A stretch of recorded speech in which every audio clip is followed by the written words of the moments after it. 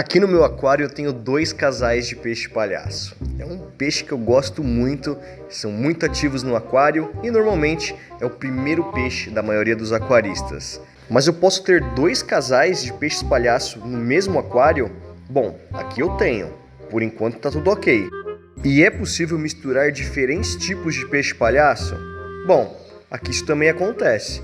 Aqui tem um casal de Ocellaris comum com dominó e um Midnight com o prêmio Snowflake. E essa cena aqui dos dois casais juntos é bem rara no meu aquário. Foi uma oportunidade que eu tive, que estava com o celular na mão e consegui gravar. Mas normalmente os casais ficam separados, cada um no seu canto. E se você achou tudo isso bem interessante e quer saber mais, primeiro, dá um like, ajuda bastante o canal. A gente não pede muito, mas dessa vez eu vou pedir porque esse vídeo ficou bem especial. E acompanhe então a entrevista que eu fiz com o Dr. Miguel lá na Ecorrife para saber mais sobre esses animais e ter o máximo de informação para que você consiga ter eles aí com muito sucesso no seu aquário. Ah, e já estava me esquecendo, se inscreva no Instagram do canal. Lá tem sempre novidades, as lojas que eu passo no meu dia a dia. Dá uma olhadinha lá, porque eu sempre coloco alguma coisa interessante. E agora, vamos pro vídeo. Bom, pessoal, novamente aqui na Ecorrife. Se vocês não viram o vídeo anterior, onde a gente fala sobre as espécies de peixe palhaço, clica aqui para dar uma olhadinha, que esse é um vídeo de continuação do vídeo anterior. E eu separei algumas perguntas para fazer para o Dr. Miguel sobre ter um peixe palhaço dentro do aquário. E a primeira pergunta é o seguinte: Miguel, é um peixe bacana para aquário? É um peixe que vai bem no aquário? Ele fica bem no aquário? Ele é o peixe bacana, Vini. O peixe palhaço, ele não é só o peixe mais popular por causa do Nemo, porque ele é bonitinho. É porque ele é também o peixe, recomendadamente, o peixe inicial para qualquer aquarista. Porque ele é forte, ele é resistente, ele aceita uma grande variedade de ração. Então, ele é um peixe de resistência atípica para o meio marinho, né? Então, ele é ideal para aquário, ele é adaptado muito à presença humana. Na maioria dos casos, ele veio de cativeiro. E o peixe de cativeiro, ele tem a vantagem de que ele nasceu com humanos para lá e para cá. Então, você vê que em cativeiro, você passa na frente do aquário do peixe palhaço, ele não se esconde. Enquanto que os peixes selvagens muitas vezes se escondem. Verdade. Então, ele é muito adaptado para a vida em cativeiro, o palhaço, né? Mais ainda se ele é produzido em cativeiro. Então, ele é ideal, ele é adaptado a volumes pequenos, ele aguenta ficar com uma maior quantidade de peixes no aquário. E quanto à litragem, o que você sugere para o peixe palhaço? Quantos litros aí, o mínimo? Eu acho que, Vini, no mínimo uns 10 litros, tá? Que é um aquário, hoje eu nem sei mais o que é pico, o que é nano, mas eu acho que deve ser pico hoje, né? Eu acho que 10 litros para cima, porque você fala, nossa, mas 10 litros é pouco. É pouco, mas esse é um peixe que, se você olhar as condições que ele se encontra na natureza, é uma condição de quase zero migração, né? Isso é muito bem documentado. O peixe palhaço, ele fica, de modo geral, restrito àquela anêmona ou anemonas que está numa região e ele sai muito pouco de lá. Então ele é um peixe que não sai para se alimentar longe, não vai para lá. Ele é um peixe que tem realmente uma área de sobrevivência muito pequena. Então 10 litros dá para ficar tranquilamente. Eu cansei de ver aquários de 10 litros com peixe palhaço, onde, evidentemente, se as condições de água são boas, a alimentação, se o peixe é bem tratado, 10 litros vai bem, né? Mas tem que levar em consideração que o peixe tem que ser bem tratado em qualquer volume, né? A responsabilidade com o organismo todos nós devemos ter. Legal. Agora, uma outra pergunta. É preciso ter uma anêmona ou não? Ele pode viver tranquilamente sem nenhum tipo de simbiose? Ele pode ficar numa boa sem anêmona. Eu cansei de ver aquários com peixe ótimo sem anêmona, ótimo com anêmona, ótimo com outros invertebrados. Adora ficar em certos tipos de corais. Só o fato da reprodução aqui, ninguém tem anêmona aqui. Não, né? aqui a gente não E estão reproduzindo tranquilamente. Vai muito bem, não precisa da anêmona. Já vi eles gostarem de anêmonas falsas de plástico também, eu acho horrível. Mas não, a anêmona está longe de ser necessária. Se o cliente quiser, ele coloca, senão não. Legal. E uma outra pergunta, ele pode viver sozinho? Eu posso ter um único exemplar? Sem dúvida. Sem problema nenhum? Ele pode ficar sem formação de casal, numa boa? Sem dúvida nenhuma. Legal. Essa é uma outra pergunta que o pessoal faz bastante. Eu já tenho um casal no meu aquário, né? Normalmente um aquário de 80, 100 litros. E o aquarista deseja ter um outro casal. Ele pode ter dois casais no mesmo aquário? Pode, mas é bem difícil, depende muito do volume, né? Um aquário de 80 litros eu duvido que ele consiga. Porque peixes palhaço, se eles têm qualquer interação, né, você vai ter um peixe mais dominante que vai mandar naquele grupo. Né? Então, se você tem dois casais, normalmente a fêmea, normalmente não, sempre a fêmea é dominante. Se tiver duas fêmeas que consigam ter alguma interação, se encontram, provavelmente aquilo vai ter atrito. Vai ter briga. Né? Então, agora, se você tem um aquário de 3 metros, com milhares de litros, não sei, e os peixes nem se veem, aí você consegue manter um casal com sucesso. Mas se tiver alguma interação, provavelmente um dos casais, o casal mais fraco dos dois, vai ser desfeito. Né? Você então, pode até perder um peixe por briga. Né? Então, eu raríssimas ocasiões vi 2 casais no mesmo aquário. Normalmente você vai ter. Mas é possível. Eu tenho. Olha lá, você é um sortudo. Eu tenho 2 casais. Então, você vê, dá, mas é difícil. Normalmente você vai ter briga. Mas o que acontece? Se você quiser muito fazer isso, tenta introduzir uma separação física entre os 2 casais. E aí você vai lentamente expondo um ao outro e talvez você tenha uma chance maior de ter sucesso. Mas se você tem um aquário pequeno com um casalzão e você quer pôr um outro casal, a chance de dar problema é grande, né? Mas acontece. Legal. Falando em casal, é possível misturar, fazer um black com oscilários comum, um maroon gold com um midnight, é possível? Sim, é assim que se faz essa mistureba toda aí, é assim que se produziu os primeiros platinums, midnights. Você foi pegando palhaços de coloração diferente, formou o casal, eles desovaram e aí sai uma filhotada com um padrão de cor diferente. Então você pode ter um casal de midnight com platinum, de comum com, sei lá, black ice, você pode misturar numa boa. Legal. Uma outra pergunta que o pessoal faz bastante. Normalmente quem compra um casal de peixe palhaço ou peixe palhaço quer ver ele ali na anêmona. Compra a anêmona correta, uma BBT, e o peixe palhaço não entra.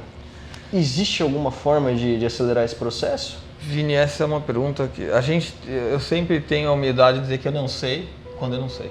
E eu não sei nesse caso. Eu já vi de peixes palhaços que a gente produziu na Ecoif, clientes ligarem pra gente e falar no dia seguinte, já entrou na minha anêmona, e cliente depois de 2 anos ligar aqui e falou por que ele não entra na anêmona. Eu confesso não saber, não sei se já se sabe, mas eu confesso não saber quais são os princípios que regem a entrada de um palhaço numa anêmona. O que eu posso garantir é que a história de que peixe palhaço criado não entra em anêmona, isso é mito, né? Que nem eu falei, nós temos clientes que ligam aqui no dia seguinte e falam, já entrou. E a gente tem uma fotinho, inclusive, dos primeiros palhacinhos que a gente produziu, que com 25 dias de vida ele já entrou numa anêmona. Então, mas o que rege a vontade dele de entrar nessa, eu vou entrar, não vou. Não sei se é uma questão da interação entre eles, se é uma questão físico-química na água, enfim, realmente não sei. Até uma curiosidade, quanto tempo um peixe palhaço vive dentro do aquário? Esse é um assunto muito importante. Eu fico feliz até que você perguntou isso daí. O relato máximo que eu tenho de longevidade de um palhaço em cativeiro é de 25 anos. Tá? E por que esse número é importante? Além de ser um número que assusta muita gente, ele tem uma importância maior. O relato máximo de longevidade na natureza é muito menor do que isso. Algo em torno de 12 anos. Aí você fala, mas como é que pode? O que acontece é que esse é um peixe de recife de coral. Em recife de coral é um ambiente que tem muita competição. É um lugar onde fraco ou velho não tem muita vez. Quando você começa a não ter mais aquela agilidade, você começa a ser facilmente predado. Então, na natureza, os mais fraquinhos acabam não tendo muita vez, né? E os mais velhinhos também não. Agora, quando a gente põe no nosso aquário, num aquário bem cuidado, bem feito, você pode manter o peixe vivo muito além de quando ele já começa a ficar não mais tão ágil e tudo mais. Então, você consegue estender a vida dele por muito mais tempo, né? Então, isso é uma prova de que a aquariofilia pode sim fazer o bem. Isso é o que a gente espera, né? Que todos os peixes palhaços de cativeiro, no aquário, vivam muito mais que na natureza. Se viver menos que na natureza, a gente precisa repensar um pouquinho o que a gente está fazendo. Pô, 25 anos é bastante tempo. Então, é bastante. Você que está comprando o seu peixe palhaço aí, meu... Tem obrigação. Tem obrigação, saiba que é a longo prazo, não é... né? Vive mais que um cachorro, praticamente. Sim, mais que um cachorro. Bem cuidado, vive mais que um cachorro tranquilamente. Legal. Outra pergunta, Miguel. É muito comum o pessoal comprar um peixe palhaço, colocar no aquário e ele ficar, às vezes, dias num canto, demorar para comer. É normal isso? Olha, Depende. Demorar para comer é algo que não deve acontecer muito, né? Ele pode demorar para comer se ele veio um pouco estressado na loja, se ele passou por um estresse logo que chegou no aquário. Mas peixe palhaço, em 2, estourando 3 dias, tem que estar comendo e comendo quase qualquer coisa, né? Um peixe muito fácil de comer. Agora, essa questão de ele ficar num canto. O peixe palhaço, quando ele chega no aquário e tem outros habitantes, muitas vezes como ele é um peixe um pouquinho mais devagar, não dos mais agressivos, muito dócil, é muito comum ele ficar acuado num canto, parte de cima, quietinho, mas lentamente, se não tiver nenhum peixe de fato agredindo ou perseguindo, lentamente ele vai achar o canto dele e ele vai fazer aquele canto ser de fato a casa dele. Ele, assim como eu falei que na natureza eles têm uma residência fixa, no aquário também. Quem tem palhaço há muito tempo sabe, ele vai ter aquela região, aquele vai ser o canto dele, dali ele não vai sair. Mas não é incomum ele ficar os primeiros dias aquado em algum lugar, ou porque ainda está estranhando o aquário, ou porque ainda está estranhando os outros peixes, mas se ele tiver em condições saudáveis para ele, logo ele sai e arranja o lugar dele. Então, tá bom. Então, acontece, pode ficar tranquilo, que logo ele está se ajeitando. Sim. Uma outra pergunta, às vezes a pessoa compra um Ocellaris, né, e aí tá bonitinho, laranjinha, branquinho, e passa 1, 2 anos, ele começa a ficar escuro, e de repente ele vira um black praticamente. Por que isso acontece? Bom, tem mudança de coloração de peixe palhaço tem vários motivos, né? Um deles é a dieta. Por exemplo, você tem um peixe palhaço que ele é laranja, meio desbotado, amarelado, e ele começa a ficar mais forte. Muitas vezes é que você introduziu a astaxantina na dieta, né? A astaxantina é um pigmento, um carotenoide, que deixa tudo aquilo que puxa mais para o vermelho mais forte. Então a dieta é uma das coisas que pode trazer mudança. Segundo, é o desenvolvimento natural do peixe. Tem alguns peixes que a pigmentação dele vai aparecer um pouquinho mais tarde também. E o terceiro, você vai até dar risada, mas é que ele está um pouquinho queimado, né? Eu já vi peixes palhaço que ficavam num aquário, vi várias vezes isso, em aquário onde a residência deles, o lugar que eles gostavam de ficar no aquário, era muito em cima e muito próximo da luminária. E você vê que no dorso dele, ele começa a ficar um pouquinho mais escuro do que no resto do corpo. Então toma um bronze mesmo? É um bronzeado de peixe palhaço. Então, isso também não é tão incomum de se ver. Mas eu diria que, normalmente, então, você vai ter atribuído a 3 coisas diferentes. A pigmentação natural do peixe, a dieta e, nesse caso da luz, as condições físico-químicas a que ele está exposto. Bacana. Né? Bom, Miguel, o aquarista lá ele já tem um peixe palhaço e ele decidiu formar um casal. O que é melhor? Pegar um menor ou um maior para colocar? Olha, se ele... É evidente que você vai encontrar de vez em quando em loja o casal formado. O que é um casal formado? É nada mais que 2 peixes que se entendam, se dão bem e de fato sejam macho e fêmea. É diferente de um casal desovante, tá? Normalmente o casal vai demorar até ter uns 2 anos e meio, 3 de vida para começar a desovar. Mas você pode pegar um casal formado já na loja. Se na loja não tem o casal formado, você vai formar em casa, você tem 2 estratégias. Uma bem mais segura e uma nem tanto mais segura. Qual que é a mais segura? Você pega 2 peixes bem pequenininhos, põe eles juntos, eles vão crescer juntos e naturalmente vai formar um macho e uma fêmea. Por que isso? Porque a gente tem que lembrar que os palhacinhos, os ocelares pelo menos, eles são hermafroditas sequenciais protândricos. É um palavrãozinho, eu sei, mas significa que eles começam como macho e eventualmente na vida eles podem reverter para fêmea, né? Então se você pega peixes pequenininhos, estou falando de peixes de menos de 3 centímetros, você tem uma garantia de que você tem um macho, porque eles estão muito no início da vida. Certo. E aí você vai pôr eles juntos e eventualmente um vai ter um comportamento mais dominante que o outro e aí você vai começar a crescer enquanto que o outro vai ficar para trás. Esse que começou a crescer se tornou uma fêmea.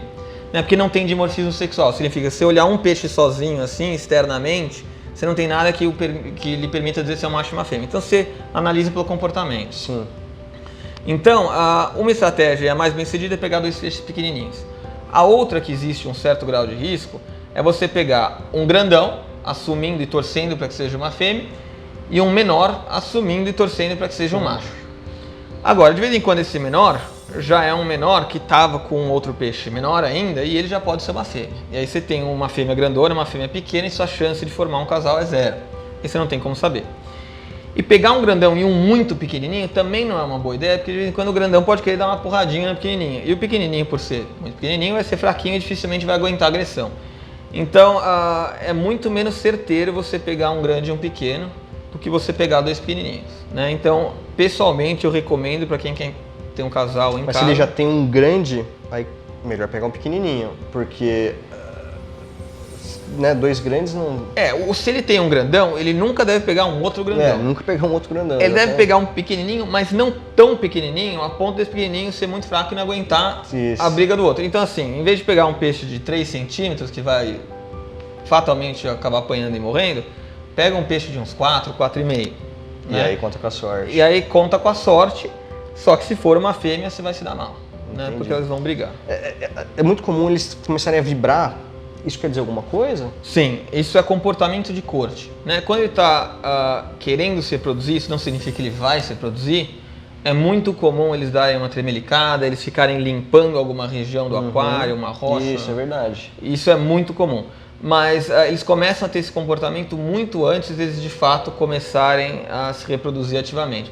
Então... É tipo um namoro ali, praticamente? É tipo um namoro. Você vai ver o peixe de fato se reproduzir só, colocar ovo com 2 anos e meio, mas você vai ver um casal que eles têm 1 ano de vida e eles já estão fazendo isso. Então é um bom sinal para quem está querendo formar um casal, está no caminho certo. É um sinal de que você tem um casal, legal. Mas não é um sinal de que você está com um casal que está perto de desovar. Sim. Né? Mas se você tem isso, um peixe está fazendo esse comportamento e o outro é receptivo a esse comportamento, você tem um casal sem dúvida. Bom, e a última pergunta para finalizar. Está tendo briga dentro do aquário. O que a gente pode fazer para tentar resolver essa situação? Bom, isso depende muito de um aquário para outro, né? Se você tem um aquário grandão, metros de comprimento, milhares de litros, essa briga com o tempo vai dissipar, porque tem bastante espaço, cada uma hora vai para o seu canto e passa. Agora, num aquário mais confinado, você vai ter que tomar uma atitude. Se você tem, por exemplo, 2 fêmeas bem grandonas, muitas vezes você não vai conseguir resolver. E você vai ter que tirar um peixe. E certamente não pode deixar lá porque a gente tem uma responsabilidade moral com esses peixes e deixar um para apanhar até a morte do outro não se deve fazer. Então peixes de grande muito porte num aquário muito pequeno, como tem pouco espaço, você dificilmente vai conseguir apartar aquela briga, você vai perder um peixe, então vamos fugir disso. Agora, se você está formando um casal ou formando uma comunidade pequena, num aquário com volume adequado, mas ainda assim tem um pouquinho de briga, você pode fazer 2 coisas. Uma boa e velha criadeira, isso é ótimo. Você pega o peixe que está... Você tem 2 maneiras de fazer isso. Ou você pega o peixe submisso, põe ele na criadeira e deixa os outros lá fora se acostumarem com ele, né? A criadeira tem que ser furada, eles estão vendo o peixe. Para eles se verem. Se acostumarem, e aí você vai soltando de tempos em tempos até os outros se acostumarem com ele. Evidentemente, você solta, tem uma agressão, prende de novo. Aceitar ele, Você vai fazendo isso até eles aceitarem ele, né? Outro caminho é você prender o peixe agressivo. Isso, de modo geral, é bem menos frutífero, né? Mas é fazer com que o peixe dominante, agressivo, entenda que aquela comunidade não é só dele, é dos outros. Tem gente que faz isso, eu realmente não gosto, eu prefiro mais o primeiro caso. Então a criadeira é uma boa saída, né? E acostumando através da criadeira, solta, sei lá, meia hora por dia ou meia hora a cada 2, 3 dias até todo mundo se acostumar. Aí todo mundo eventualmente vai ficar numa boa harmonia. Outro caminho que eu já vi o pessoal fazer é a mesma coisa, só que em vez de usar a criadeira, usa o SUMP. Né? Se você tem um SUMP que, pelo amor de Deus, seja adequado para manter um peixe por um tempo, onde ele não corre risco de ser sugado por bomba ou não ter acesso a alimentos, não sei o que mais, você deixa ele no SUMP e você vai lentamente, você põe lá em cima, vê como é que fica, tira, volta e por aí vai. Né?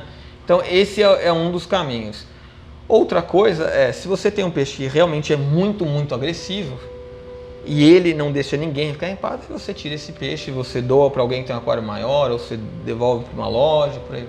Bom, pessoal, é isso aí. Espero que tenha esclarecido todas as dúvidas. Se ficou alguma dúvida, deixa aí nos comentários, que numa próxima oportunidade a gente volta a falar sobre o assunto. Miguel, mais uma vez, muito obrigado.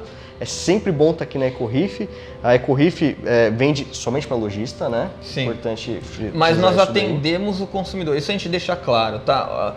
A EcoReef, ela legalmente só pode vender para o lojista e por uma questão ética com o mercado também só vende para o lojista. Mas se o cliente final quer conversar com a gente, tirar uma dúvida, nós estamos abertos. A gente não nega contato com o cliente final. Tem gente que infelizmente acha que por ser atacadista tem que ignorar o cliente final. Não é o nosso caso. Então se quiser ligar para a gente, tirar dúvida, a gente faz tudo, só não vai vender. Sim. E a gente evidentemente recomenda, olha, você mora em tal região, tem tal loja que é representante da nossa região, eles têm bons preços, você vai bater um papo com eles.